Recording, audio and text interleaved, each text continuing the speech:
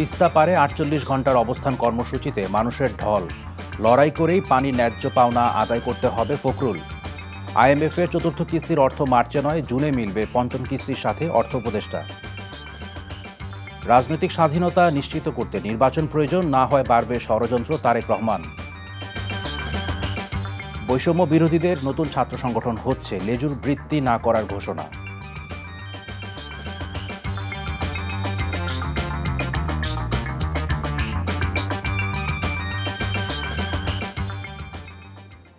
আসসালামু আলাইকুম। নজরুল ইসলাম বাবু স্বাগত জানাচ্ছি এনটিভির মধ্যরাতের খবরে।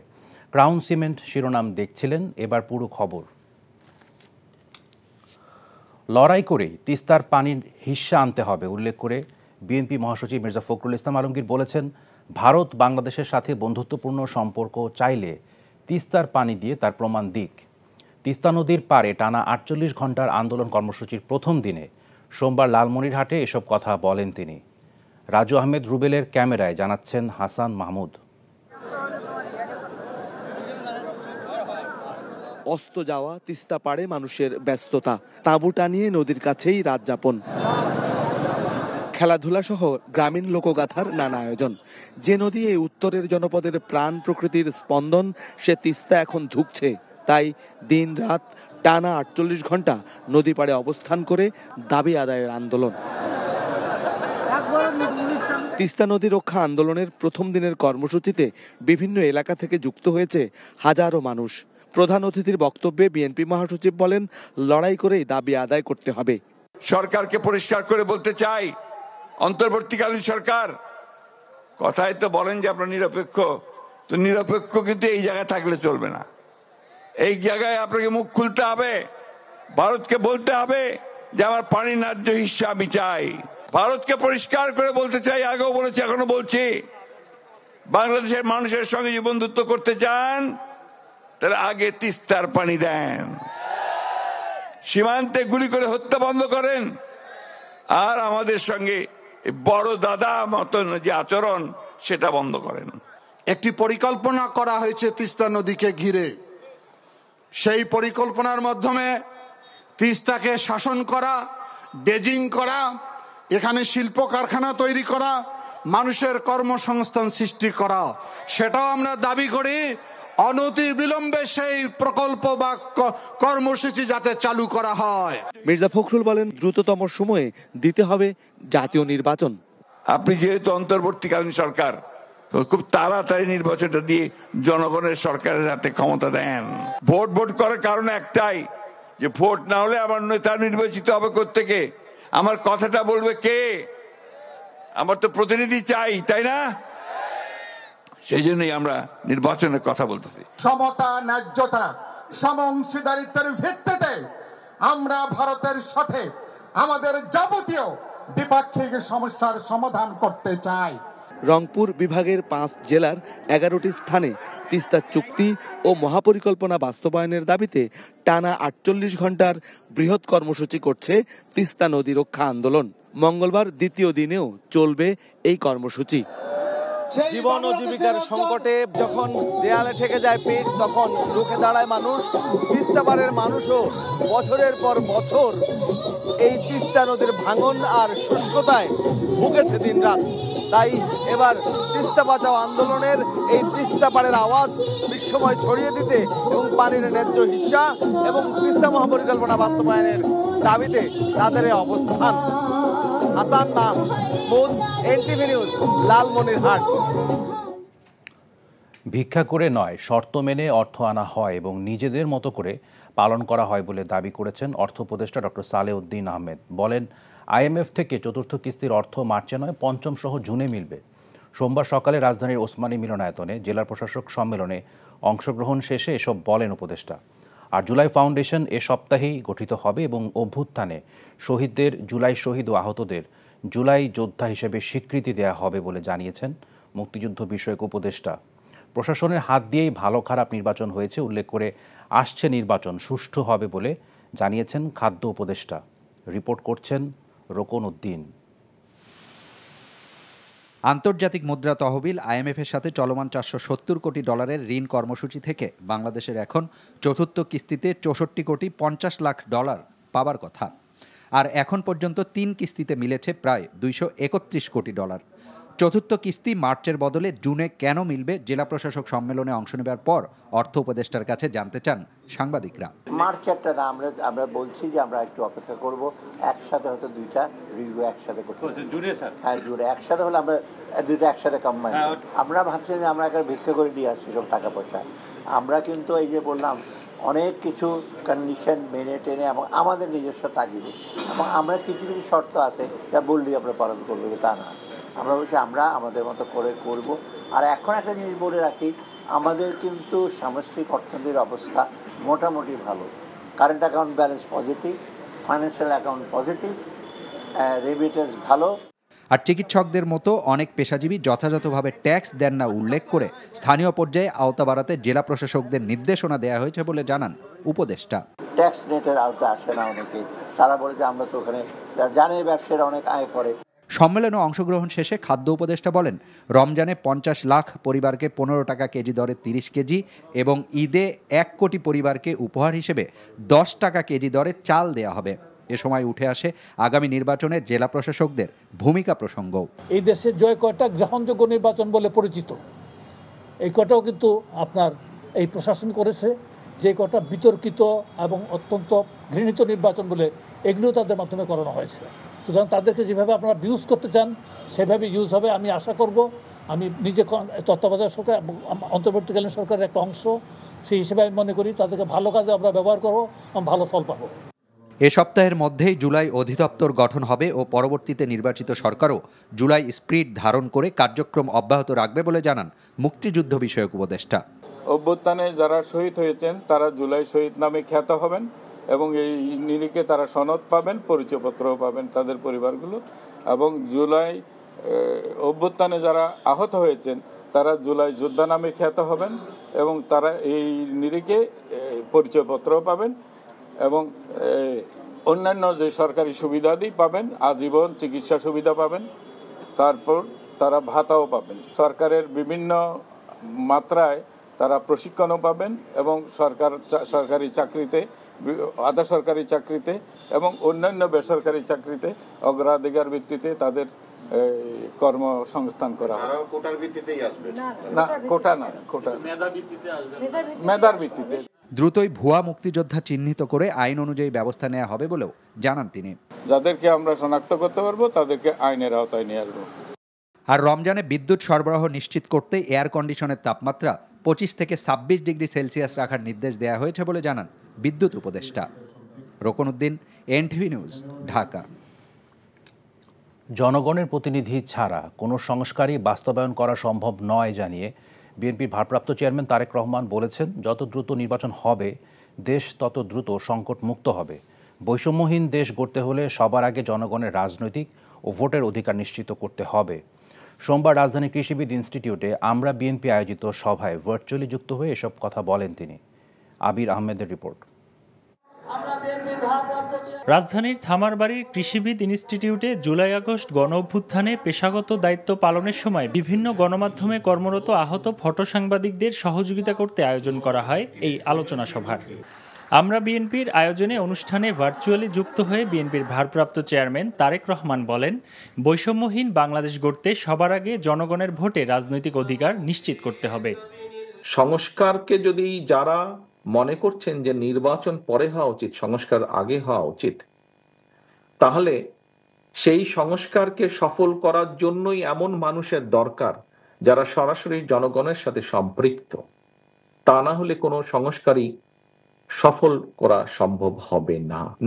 নির্বাচনের মাধ্যমে জনগণ সিদ্ধান্ত নিয়ে থাকে তারা কি চায়। নির্বাচনের মাধ্যমে জনগণ তার জবাব দিয়ে থাকে, তারা দেশকে কি বলতে চায়, তারা রাজনীতিবিদ সহ সকলকে কি বলতে চায়। নির্বাচনের মাধ্যমেই জনগণ এসব কাজ করে থাকে। তিনি বলেন, জনগণের প্রতিনিধি ছাড়া কোনো সংস্কারই বাস্তবায়ন সম্ভব নয়। তাই যত দ্রুত দেশে নির্বাচন হবে তত দ্রুত দেশ সংকটমুক্ত হবে। যত দেরি হবে নির্বাচনের তত বেশি কিন্তু বিভিন্ন ষড়যন্ত্রের ডালপালা বাড়তে থাকবে। যে যারা পালিয়ে গিয়েছে এই দেশ থেকে, তারা এই দেশের মানুষের বিপুল পরিমাণ সম্পদ লুট করে নিয়ে গেছে, অবশ্যই তারা সেই সম্পদগুলি সেই ষড়যন্ত্রের পিছনে ব্যয় করবে। সভায় বিএনপি নেতারা জুলাই আগস্টের আন্দোলনে ক্ষতিগ্রস্তদের চিকিৎসা ও বিচার নিশ্চিতের তাগিদ দেন। আবির আহমেদ, এনটিভি নিউজ, ঢাকা। এদিকে নিত্যপণ্যের মূল্যবৃদ্ধির প্রতিবাদ, আইনশৃঙ্খলা পরিস্থিতির উন্নতি এবং দ্রুত নির্বাচনী রোডম্যাপ ঘোষণার দাবিতে সারা দেশে সমাবেশ করেছে বিএনপি। কক্সবাজারের সমাবেশে দলের স্থায়ী কমিটির সদস্য সালাউদ্দিন আহমেদ বলেন, ডিসেম্বরের মধ্যে জাতীয় নির্বাচন হলে অন্তর্বর্তী সরকারের সদিচ্ছার প্রমাণ মিলবে। অভিযোগ করেন, এখনও খুনি হাসিনার দোসররা দেশে অস্থিরতা সৃষ্টির চেষ্টা করছে। অবিলম্বে দ্রব্যমূল্য কমানোর দাবি জানান তিনি। টাঙ্গাইলে জেলা বিএনপির সমাবেশে প্রধান অতিথি ছিলেন দলের স্থায়ী কমিটির সদস্য ডক্টর মঈন খান। তিনি বলেন, প্রায় 1.5 যুগ ধরে ভোটের অধিকার প্রতিষ্ঠায় লড়াই করছে দেশের মানুষ। এ নিয়ে কোনো তালবাহানা মেনে নেওয়া হবে না। দাবি জানান রমজানে দ্রব্যমূল্য সহনীয় পর্যায়ে রাখার। চাঁদপুরে জনসভায় বিএনপির ভাইস চেয়ারম্যান আব্দুল আওয়াল মিন্টু বলেন, ষড়যন্ত্রকারীরা জাতীয় নির্বাচনের আগে স্থানীয় নির্বাচন চায়। এ ব্যাপারে সবাইকে সজাগ থাকা এবং অবিলম্বে জাতীয় নির্বাচনের তারিখ ঘোষণার দাবি জানান তিনি। এছাড়া বগুড়া, নেত্রকোনা, ভোলা, মৌলভীবাজার, মাদারীপুর সহ দেশের বিভিন্ন স্থানে সমাবেশ করেছে বিএনপি। জুলাই অভ্যুত্থানে আহতদের স্বীকৃতি ও তাদের নিরাপত্তা নিশ্চিত করা সহ 3 দফা দাবিতে রাজধানীর শাহবাগে সড়ক অবরোধ করেছেন আন্দোলনে আহতরা। সোমবার দুপুর থেকে তারা শাহবাগ মোড় অবরোধ করেন। এতে একদিকের যান চলাচল পুরোপুরি বন্ধ হয়ে যায়। অভ্যুত্থানে আহতদের মুক্তিযুদ্ধ বিষয়ক মন্ত্রণালয়ের পক্ষ থেকে সহায়তা দেওয়ার জন্য যেভাবে শ্রেণীবিন্যাস করা হয়েছে, মূলত তারই বিরোধিতা করা হচ্ছে এই বিক্ষোভে। যারা স্থায়ী পঙ্গুত্ব বরণ করেছেন আর যারা আহত হয়েছেন তাদের 2 শ্রেণীতে ভাগ করে মাসিক ভাতা, এককালীন ভাতা ও পরিবারে দায়িত্বশীল ব্যক্তিকে সরকারি বা আধা সরকারি পর্যায়ে প্রশিক্ষণ ও কর্মসংস্থানের ব্যবস্থা করার দাবি জানানো হয়। সারা দেশে 242টি বিশৃঙ্খল পরিস্থিতি ঘটানোর চেষ্টা দমন করা হয়েছে বলে জানিয়েছে সেনাবাহিনী। সোমবার দুপুরে সেনা সদর আয়োজিত সংবাদ সম্মেলনে সামরিক operation পরিদপ্তরের colonel staff Shafiqul Islam তথ্য জানান। তিনি বলেন, দেশের আইনশৃঙ্খলা রক্ষায় অবৈধ অস্ত্রসহ অপরাধীদের গ্রেপ্তার করা হচ্ছে। পাহাড় অশান্ত করার চেষ্টাকারীদের কঠোর হাতে দমন করা হচ্ছে বলে জানান তিনি। কোনো সেনা সদস্য দায়িত্ব পালনে গাফিলতি হলে আইনগত ব্যবস্থা নেওয়া হবে বলেও জানান। আইন শৃঙ্খলা পরিস্থিতি নিয়ন্ত্রণে সেনাবাহিনী 172টি অবৈধ অস্ত্র এবং 527 রাউন্ড গোলাবারুদ উদ্ধার করেছে। বিগত 50 দিনে অভিযানে 334 জন মাদক ব্যবসায়ী এবং মাদকের সাথে সংশ্লিষ্ট ব্যক্তিকে গ্রেপ্তার করা হয়েছে এবং উল্লেখযোগ্য পরিমাণ অবৈধ মাদকদ্রব্য যেমন ইয়াবা, ফেন্সিডিল সহ বিভিন্ন মাদকদ্রব্য উদ্ধার করা হয়েছে। সব মিলিয়ে বিগত 50 দিনে বিভিন্ন ধরনের অপরাধের সাথে সম্পৃক্ত মোট 2142 জনকে বিভিন্ন দেশের বিভিন্ন স্থান থেকে গ্রেপ্তার করা হয়েছে। নতুন রাজনৈতিক দলে যোগদানের চূড়ান্ত সিদ্ধান্ত চলতি সপ্তাহের শেষে জানাবেন বলে মন্তব্য করেছেন তথ্য সম্প্রচার উপদেষ্টা নাহিদ ইসলাম। সোমবার রাজধানীর ওসমানী স্মৃতি মিলনায়তনে অনুষ্ঠিত জেলা প্রশাসক সম্মেলনের 2য় দিনের বৈঠক শেষে সাংবাদিকদের তিনি কথা জানান। বাইরে যারা আছে বৈষম্যবিরোধী নাগরিক কমিটি, তারা একটা রাজনৈতিক দলের উদ্যোগের কথা বলেছে অনেক আগেই, ফেব্রুয়ারির মধ্যে সেই, এবং আমি আমার জায়গাতে বলেছি যে সেই দলে হয়তো যুক্ত হওয়ার সম্ভাবনা আমার থাকতে পারে, কিন্তু সেটা হলে আমি সরকার থেকে এটা আনুষ্ঠানিকভাবে পদত্যাগ করেই সেটি করব। সে বিষয়ে আমি এখনও চূড়ান্ত সিদ্ধান্ত নেইনি, কিন্তু সেটা সম্ভাবনা আছে। হয়তো এই সপ্তাহের শেষে আমি এই বিষয়ে একটা চূড়ান্ত সিদ্ধান্ত আপনাদের সবাইকে জানাতে পারব। ঠিক আছে, থ্যাংক ইউ। রোহিঙ্গারা যেন নতুন করে জাতীয় পরিচয়পত্র না নিতে পারে সে বিষয়ে সংশ্লিষ্ট দপ্তরকে সতর্ক থাকার নির্দেশ দিয়েছেন স্বরাষ্ট্র উপদেষ্টা জাহাঙ্গীর আলম চৌধুরী। সোমবার সকালে রাজধানীর আগারগাঁওয়ে বাংলাদেশ কোস্টগার্ডের 30তম প্রতিষ্ঠা বার্ষিকীতে প্রধান অতিথি হিসেবে যোগ দিয়ে কথা বলেন তিনি। বলেন, জাতীয় পরিচয়পত্র থাকলে পাসপোর্টের ক্ষেত্রে নাগরিকদের পুলিশ ভেরিফিকেশন লাগবে না। তবে হাজারো রোহিঙ্গার কাছে জাতীয় পত্র রয়েছে, এসব এনআইডি পুনরায় যাচাই বাছাই করার উদ্যোগ নেওয়া হচ্ছে। এছাড়াও উপদেষ্টা বলেন, 5 অগাস্টের পর থেকে সরকারি প্রতিষ্ঠানগুলোতে দুর্নীতি অনেকটাই কমে গেলেও সহনীয় পর্যায়ে আসেনি। প্রতিষ্ঠাবার্ষিকীর কর্মসূচিতে কোস্টগার্ডের সালাম গ্রহণ করেন স্বরাষ্ট্র উপদেষ্টা। পরে বীরত্বপূর্ণ ও সেবামূলক কাজের স্বীকৃতি হিসেবে 4 ক্যাটাগরিতে কোস্টগার্ডের 40 সদস্যের হাতে পদক তুলে দেন তিনি।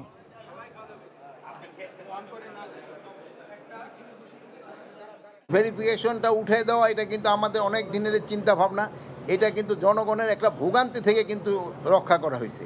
এখন রোহিঙ্গারা যদি, যেহেতু পুলিশ ভেরিফিকেশন দরকার হবে না এই পাসপোর্ট পাওয়ার জন্য যাদের ন্যাশনাল আইডি আছে, এখন তার ন্যাশনাল আইডি সময়েই যেন রোহিঙ্গারা ন্যাশনাল আইডি না পায়, এই জন্য ব্যবস্থা নেওয়া হবে। যদি দুর্নীতিটা কমানো যায় তবে আপনারা দেখবেন সব সেক্টরে আমাদের উন্নতি হবে। যদি আমরা দুর্নীতি করি আপনারা প্রকাশ করে দেন। তথ্য যাচাইকারী প্রতিষ্ঠানগুলোকে নাগরিকের সব তথ্য দেবে না নির্বাচন কমিশন। মানুষের ব্যক্তিগত তথ্য সুরক্ষা দিতেই এমন সিদ্ধান্ত নেওয়া হয়েছে বলে জানান জাতীয় পরিচয়পত্র অনুবিভাগের মহাপরিচালক ASM হুমায়ুন কবির। নির্বাচন কমিশনের সাথে চুক্তিবদ্ধ 182টি প্রতিষ্ঠানের সাথে সোমবার মতবিনিময়ের সভা শেষে নির্বাচন কমিশন ভবনে ব্রিফিংয়ে এসব তথ্য জানান জাতীয় পরিচয়পত্র অনুবিভাগের মহাপরিচালক। বলেন, যতটুকু তথ্য যাচাইকারী প্রতিষ্ঠানের প্রয়োজন তা সঠিক কিনা সেটি জানাবে ইসি। সেই সাথে ভেন্ডর প্রতিষ্ঠানের ব্যবস্থাপনায় থাকা সবার নিরাপত্তা যাচাই করে তথ্য ফাঁস রোধ করা হবে বলেও জানান তিনি। রমজান উপলক্ষে রাজধানীর 25টি স্থানে সুলভ মূল্যে গরু ও মুরগির মাংস, ডিম এবং দুধ বিক্রি করা হবে বলে জানিয়েছেন মৎস্য প্রাণী সম্পদ উপদেষ্টা ফরিদ আক্তার। 28 ফেব্রুয়ারি এই কার্যক্রম উদ্বোধন করা হবে। সোমবার দুপুরে সচিবালয়ে সংবাদ সম্মেলনে এসব জানান তিনি। পণ্য বিক্রির ক্ষেত্রে জুলাই বিপ্লবের সময় যে সকল স্থানে সাধারণ মানুষের সক্রিয় অংশগ্রহণ বেশি ছিল সেসব স্থানকে অগ্রাধিকার দেয়া হবে বলে জানান উপদেষ্টা। ভ্রাম্যমাণ এসব বিক্রয় কেন্দ্র থেকে 250 টাকায় ব্রয়লার মুরগির মাংস, 80 টাকা লিটার দুধ, 114 টাকা ডজন ডিম ও 650 টাকা কেজিতে গরুর মাংস বিক্রি করা হবে। রাজধানীর বাইরেও এই কার্যক্রম চলবে। 15 এপ্রিল থেকে 11 জুন পর্যন্ত মোট 58 দিন সামুদ্রিক জলসীমায় ইলিশ ও অন্যান্য মাছ ধরা নিষিদ্ধ থাকবে বলেও জানানো হয় সংবাদ সম্মেলনে। সৌদি আরব ও সংযুক্ত আরব আমিরাতের প্রবাসীদের জন্য আগস্ট থেকে অক্টোবরের মধ্যে 11,000 টন ইলিশ রপ্তানি করা হতে পারে বলে জানান উপদেষ্টা। বলেন, হাওরে 15 মে থেকে 14 জুন পর্যন্ত মাছ ধরা নিষিদ্ধের ব্যাপারে আলোচনা হচ্ছে। রমজান থেকে 28শে রমজান পর্যন্ত আমরা ঢাকা শহরে ড্রেস ব্রয়লার, ডিম, পাস্তুরিত দুধ এবং গরুর মাংস সারা দেশে আমরা এটা সুলভ মূল্যে ভ্রাম্যমাণ বিক্রয় কার্যক্রম একটা নিয়েছে। দুই পক্ষের হাতাহাতিতে পণ্ড হয়ে গেছে বাংলাদেশ অর্থনীতি সমিতির সংবাদ সম্মেলন।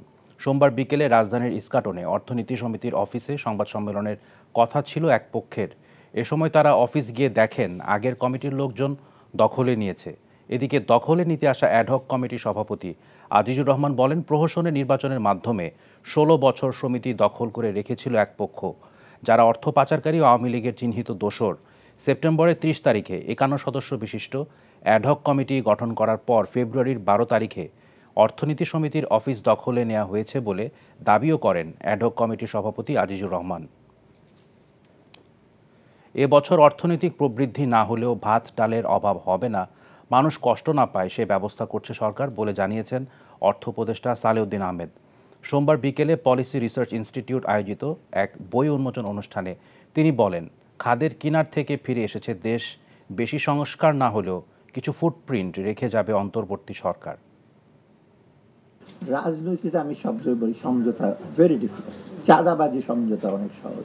কারণ বাজার আছে ফুটপাত 3 ভাগে ভাগ, একটা আগের পাওয়া, একটা এক্সিস্টিং, আর পাড়ার আশেপাশে যারা আগে যে 10 টাকা পেত তখন 3 টাকা পায়, আর নতুন ইমার্জিং সে 60 টাকা পায়, আর একজন 3 টাকা পায়।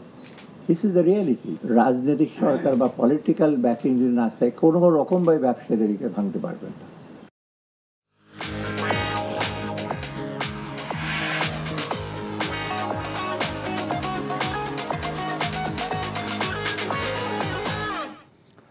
মার্কেন্টাইল ব্যাংক অর্থনীতির খবর। কাঙ্ক্ষিত দাম না পাওয়ায় বিক্রি হয়নি এমপি সুবিধায় আনা 24 গাড়ি।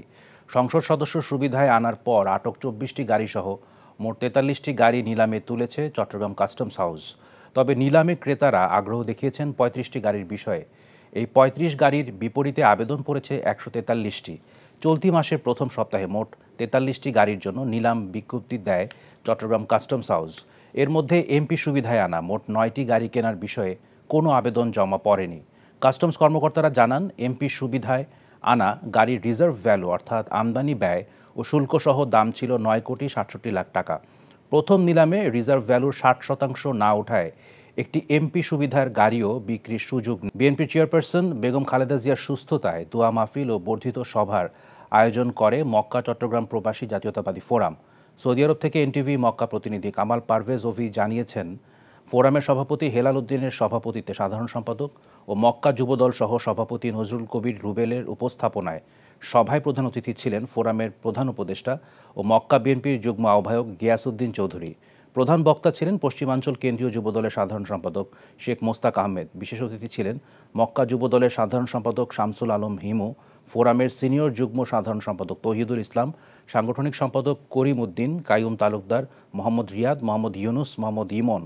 শেষে বিএনপি চেয়ারপারসন বেগম খালেদা জিয়ার সুস্থতা কামনায় দোয়া ও মোনাজাত পরিচালনা করেন ফোরামের ধর্ম বিষয়ক সম্পাদক মোহাম্মদ সুলতান।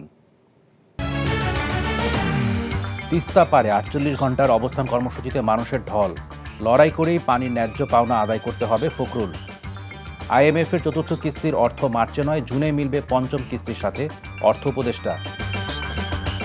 রাজনৈতিক স্বাধীনতা নিশ্চিত করতে নির্বাচন প্রয়োজন, না হয় বাড়বে ষড়যন্ত্র, তারেক রহমান। এই ছিল মধ্যরাতের খবরে। এই খবরের ভিডিও সহ আপডেট জানতে ভিজিট করুন এনটিভি অনলাইন www.ntvbd.com। এছাড়াও এনটিভির জনপ্রিয় সব অনুষ্ঠান ও খবরের আপডেট জানতে ভিজিট করুন আমাদের ইউটিউব ও ভেরিফাইড ফেসবুক পেজ। সকাল 7:30টায় সকালের খবর দেখার আমন্ত্রণ রইল। ধন্যবাদ সবাইকে।